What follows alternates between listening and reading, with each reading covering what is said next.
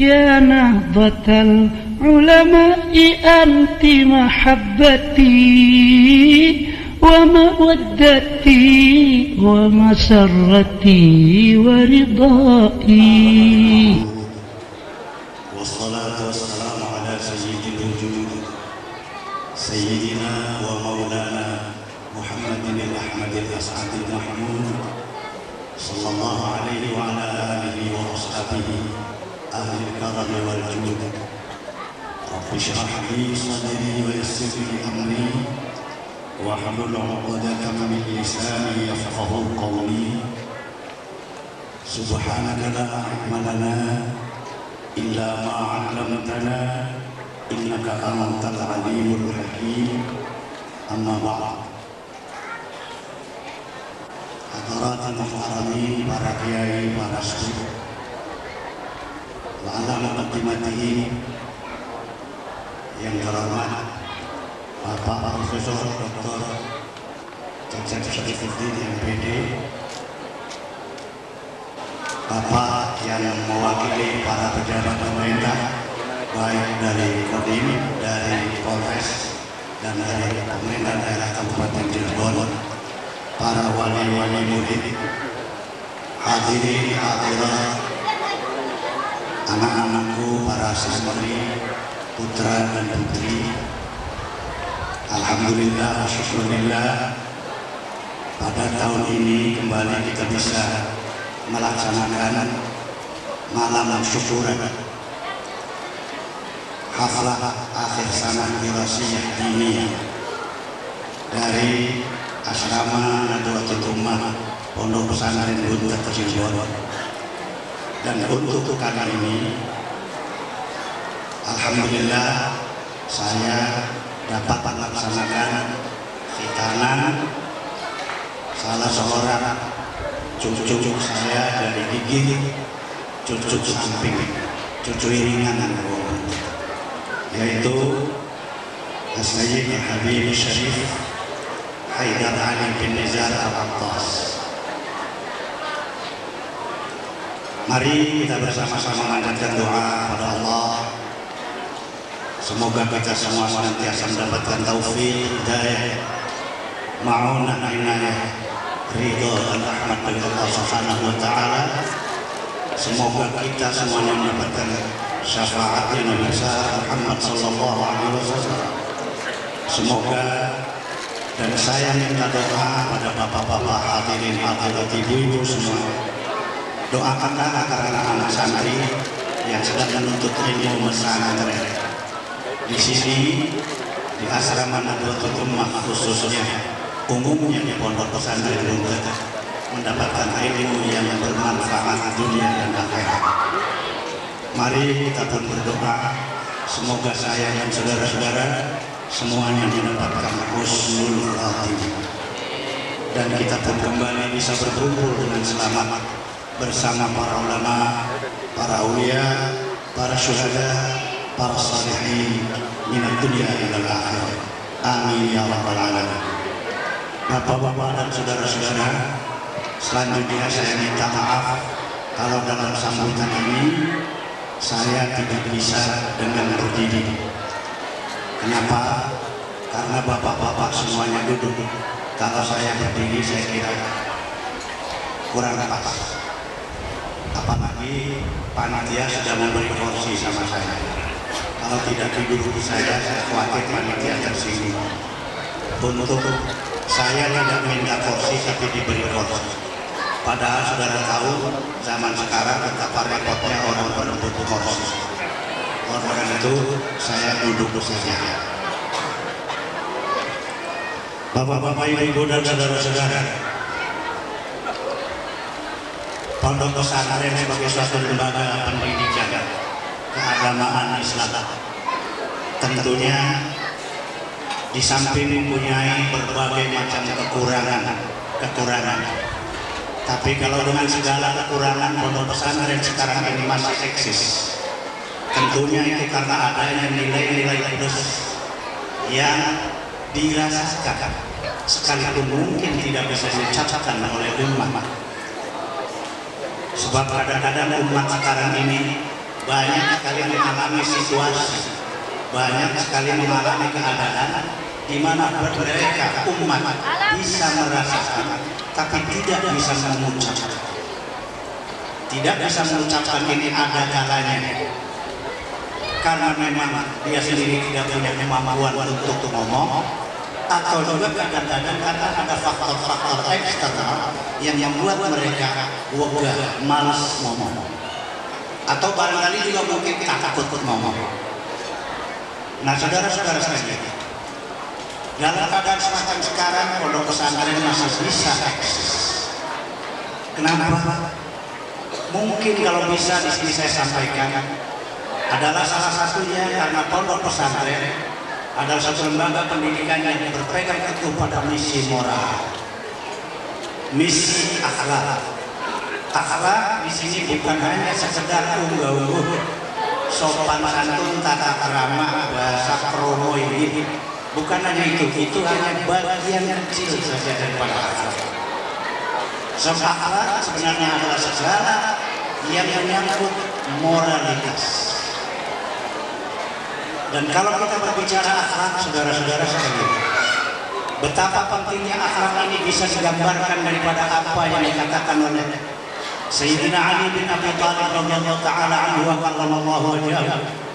Beliau mengatakan, "Man talaba al-ilma li dzatihi fa huwa mal'un. Wa inna ma yutlabu al-ilmu lil 'amali bihi." Barang siapa mencari ilmu dan yang dijadikan tujuan adalah zatnya ilmu sendiri, orang ini akan mal'un, dilaknat, dikutuk oleh Allah. Kenapa demikian? Karena kalau orang mencari ilmu dan yang dijadikan tujuan itu zatnya ilmu, kalau dia sudah dapat ilmu, dia sudah mencapai tujuan, sudah sampai pada cita-cita. Akibat berikutnya adalah dia akan sombong karena ilmunya, dia akan takabur karena ilmunya, dia akan besar kepala karena ilmunya. Wa inna ma yutlabul ilmu lil 'amali bihi. Adapun ilmu itu sendiri dituntut adalah karena untuk diamalkan. Sebab nilai ilmu terletak pada amalan. Setiap orang tahu bahwa ilmu tidak bisa digodok, ilmu tidak bisa digoreng, ilmu tidak bisa disemur, ilmu juga tidak bisa digulai. Disinilah saudara-saudara sekalian, nilai ilmu terletak pada amalnya. Ilmu yang tidak diamalkan adalah ilmu yang tidak bermanfaat. Akan ilmu yang tidak bermanfaat ini adalah ilmu yang kehilangan nilai hakiki daripada ilmu itu sendiri. Maka disebut ilmu yang tidak bermanfaat. Tentang ilmu yang tidak bermanfaat ini, Rasulullah sallallahu alaihi wasallam jangankan mau mencari, pagi-pagi beliau berdoa, Allahumma inni a'udzubika min ilmin la yanfa'. Ya Allah, aku berlindung diri dengan Engkau daripada ilmu yang tidak bermanfaat.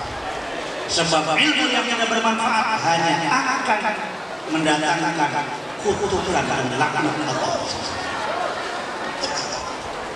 Disinilah saudara sekalian, apakah kalau demikian amal itu bisa dijadikan tujuan? Ternyata amal pun tidak bisa dijadikan tujuan. Kenapa? Rasulullah sallallahu alaihi wasallam alama rawahu Bukhari wa Muslim menyatakan, la yadkhulu ahadukumul jannata bi'amalihi. Qala wala anta ya Rasulullah. Qala wala illa an taghammadani Allah bi rahmatihi. Atau kama qala Rasulullah sallallahu alaihi wasallam. Hai para sahabat, tidak seorang pun di antara kalian yang bakal masuk surga karena amalnya. Tidak seorang pun di antara kalian yang bakal masuk surga karena amalnya. Amal manusia tidak bisa memasukkan manusia ke dalam surga. Sahabat bertanya, "Wala anta ya Rasulullah?" Tidak juga paduka Tuhan, wahai Rasulullah. Panjenengan dibuat ka Gusti. Kanjeng Nabi jawab, "Wala ana, aku pun tidak." hadis ini saudara-saudara sekalian mengajarkan kepada kita. Saya katakan sekali lagi mengajarkan, mendidik kita, bukan hakikat. Kenapa? Karena kajian Nabi adalah lain daripada kita. Di samping laulaka ya Muhammadu ma khalaqatul akhlaq. Surga kan diciptakan karena menciptakan Nabi. Kalau orang lain sudah ada yang mendapatkan as-sabiqatul husna. Innal ladzina sabaqat lahum minnal husna ulaika anha mub'adun. Orang lain, apalagi Nabi kita. Inna fatahna laka fathan mubinan liyaghfira laka Allahu ma taqaddama min dhanbihi wa ma ta'akhkhara. Mufassirin mengatakan bahwa ayat ini adalah dalam bab taklid. Bukan karena fathu Makkah Nabi diampuni dosanya, tapi karena Nabi diampuni dosanya, maka fathu Makkah terjadi. Di sini jelas saudara-saudara, hadis yang tadi harus diartikan hanya sebagai pendidikan dan pengajaran Nabi kepada kita. Tapi di dalam mendidik kita sampai sejauh itu Nabi menyatakan, wala anta ya Rasulullah, tidak juga paduka Tuhan lo itu ratusan Allah. Nabi menjawab, wala aku pun tidak, kecuali kalau Allah membungkus aku dengan rahmat. Amal manusia tidak bisa masukkan manusia ke dalam surga. Yang masukkan manusia ke dalam surga adalah rahmat Allah Subhanahu wa ta'ala. Ini kita baru berbicara luar, apalagi kalau kita berbicara sampai ke dalam. Lihat dan bertolak kembali bagaimana kita ketika memberikan penjelasan kepada kita, yang kadang-kadang di dalamnya kita juga terbayang seolah-olah itu merupakan pantulan, salah satu pantulan daripada makna terwujud, tapi padahal sebenarnya tidak itu. Nah saudara-saudara sekalian, jadi kalau begitu manusia tidak boleh bangga dengan amal, bangga dengan jasa, bangga dengan apa yang dia lakukan, sama sekali tidak bisa. Amal dan jasa bukan suatu hal yang patut dijadikan kebanggaan, apalagi itu di hadapan Allah Subhanahu wa ta'ala. Jadi kalau begitu, rahmat Allah yang masukkan manusia ke dalam surga. Dan rahmat ini, kasih sayang Allah bisa dicapai hanya melalui akhlak.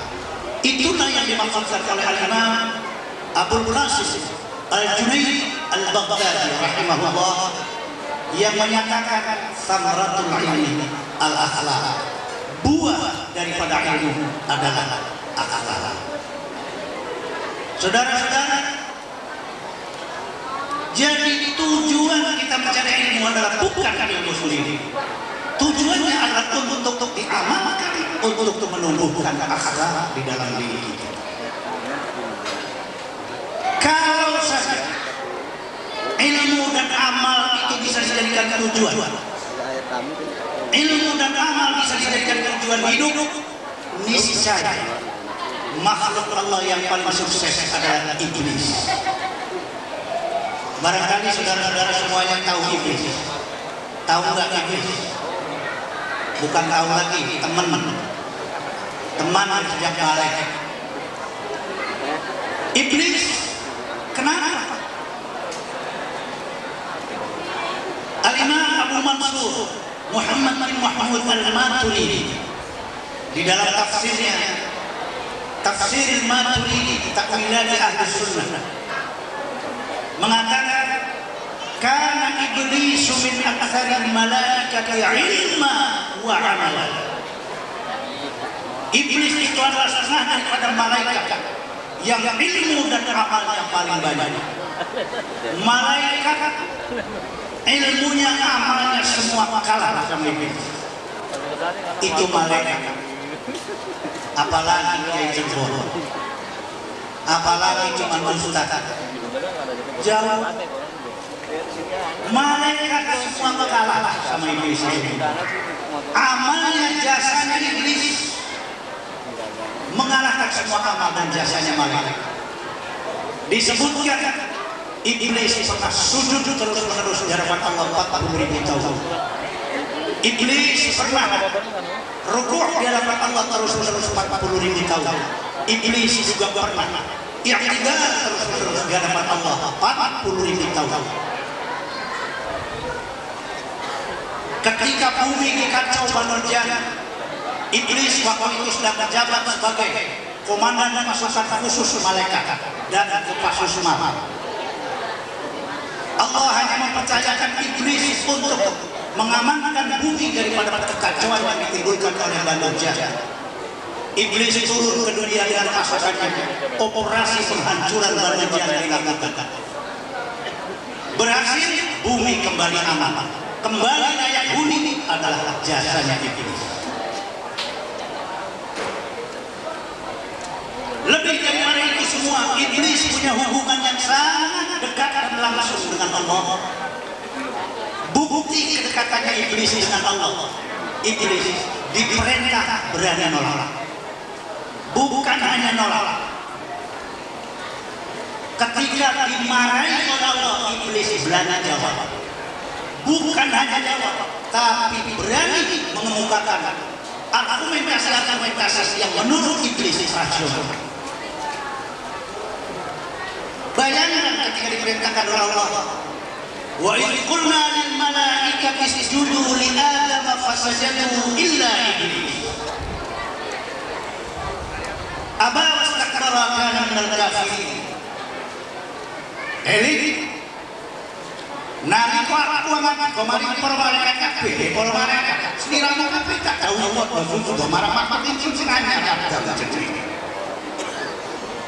kalau nggak ngerti coba semua sujud, malaikat semua sujud, total sujud. Cuma satu yang nggak mau sujud. Siapa? Teman kita, iblis. Sepanjang sejarah makhluk baru terjadi satu kali ada makhluk berani merintah, balik berani melanggar perintah Allah, menolak perintah Allah. Iya iblis. Oleh karena itu Allah marah besar.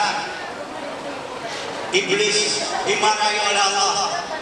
Ya iblis, ma mana'aka alla tasjuda id amartu.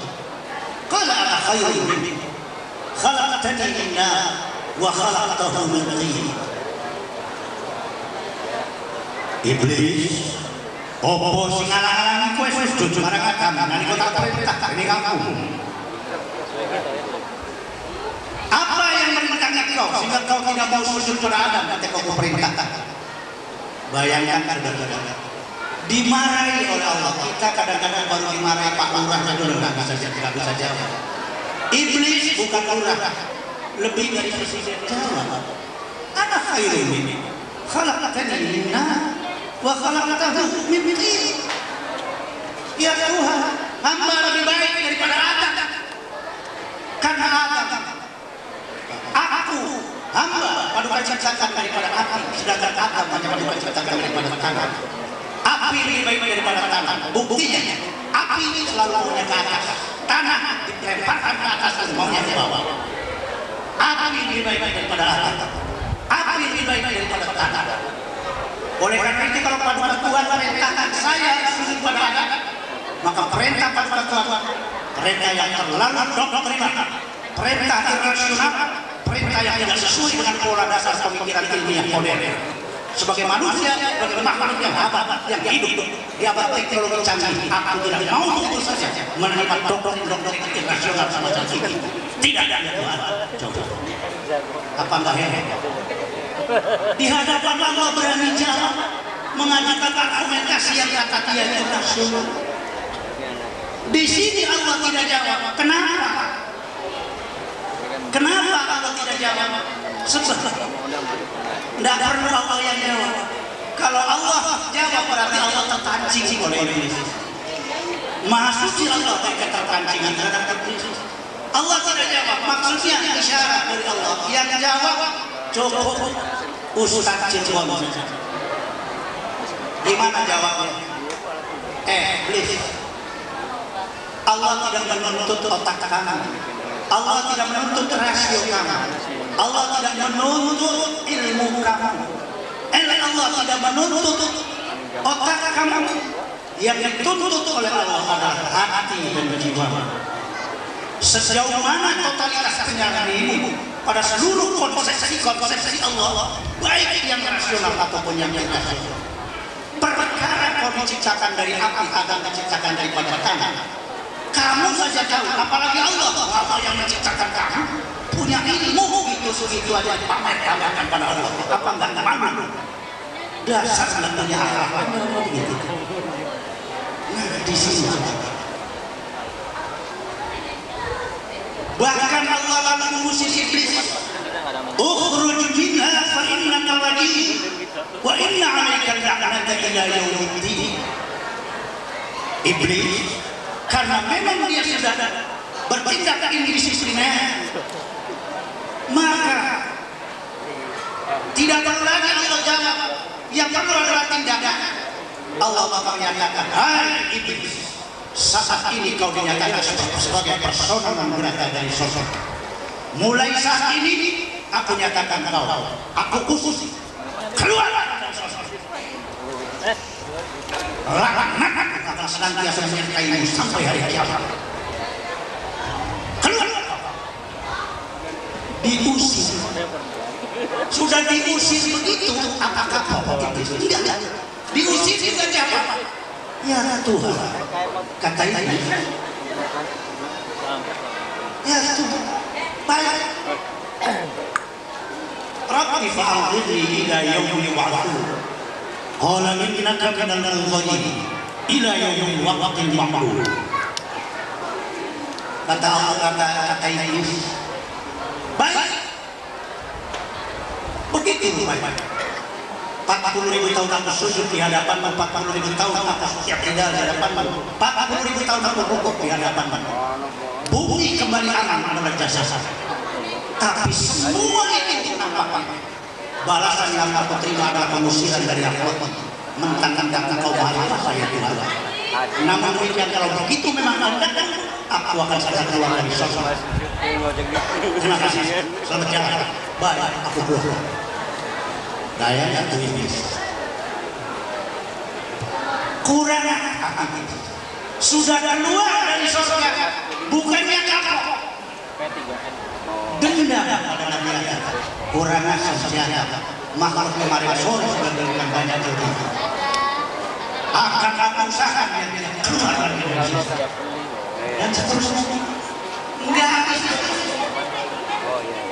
Kata Allah Subhanahu wa taala Nabi Adam dan iblis, Nabi Adam dan iblis.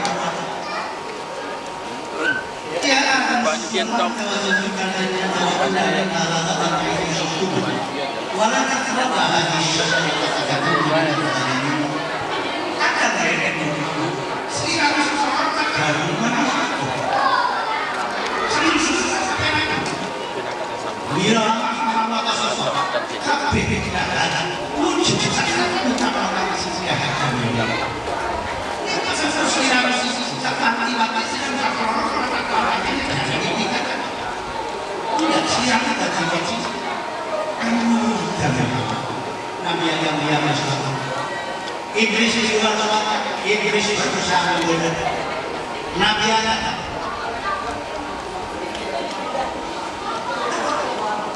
Adam, saudara-saudara sekalian, sedangkan anak-anak di surga dan dengan ibu Allah, iblis datang menggoda.